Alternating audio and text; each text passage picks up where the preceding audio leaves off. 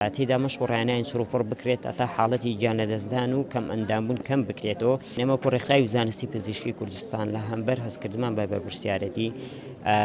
لەگەڵ کنسوڵخانەی گشتی وڵاتی چین لە هەرێمی کوردستان و عێراقدا بە باشمان زانی پرۆژەی 122 فراگوزاری سەرەتایی وەکو هەدیەک پێشکەش بە پارێزگابوونی هەڵەبجە بکەین کە ئەمەش لە هەمبەر ئەو کێشانەی کە لە ماوەی ڕابردووە کە زۆر بە چەند ساڵی ڕابردووە زۆربوونی ڕووداوەکانی هاتوچۆ و زۆربوونی گەشتی شاخەوانی کە بەداخەوە ڕێژەی کەم ئەندامبوون ڕێژەی گیانلەدەستدان لەم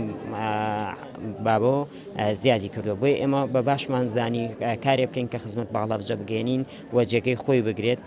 تێدا مەشقڕایانیان چڕوپڕ بکرێت ئەتا حاڵەتی گیانلەدەستدان و کەم ئەندامبوون کەم بکرێتەوە و ڕێژەی بەشداریکردن و پێشوازی خەڵکی هەڵەبجە ئێمە وا بڕیا 100 کەس وەرگین بەڵام لەبەر داواکارێکی زۆر ڕێژەکە گەشتە 700 کەس بۆ ئێمە خۆ بە باشمان زانی هەر 700 کەسەکە وەربگرین و ڕۆژانە زیاتر لە 200 کەس مەشقڕاهێنان وەرەگرن. لە مەشقڕاهێنانەکانە ئێمە گرنگی تایبەتمان داوە بە عەمەلی زیاتر لە مەشقەکانە و بەشداروانیشمان کردووە بە گروپی بچووک بۆی هەمویان بە تەکیدی ینی ڕاهێنانەکان وەربگرن بتوانن سبەینێ لە دەرو حاڵەتێکی هاتوچۆیە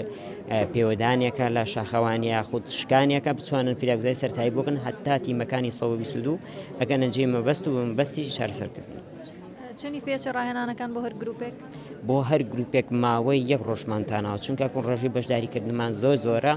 و ئەو حدودەی کە لە تواناکەی ئێمەیە تەنیا توێن ڕۆژانە 200 کەس ڕاهێنانی پێ بکەین بۆ پارێزگای هەڵەبجە چونکە و ستافەکانمان باشترین ستافەکانمان هێناوە لە ئاستی عێراق و هەرێمی کوردستانە بۆ مەشقڕاهێنانەکانی لەبەر ئەوەی شتێکی کوالەتی پێشکەشکەین ئەبێت لە مودەیەکی زۆر درێژا بێت و ماوەی مەشقەکەش لە ماوەی یەک ڕۆژدا کاتژمێر 8 بەیانی دەست پێکات تا کاتژمێر 5 ئێوارە.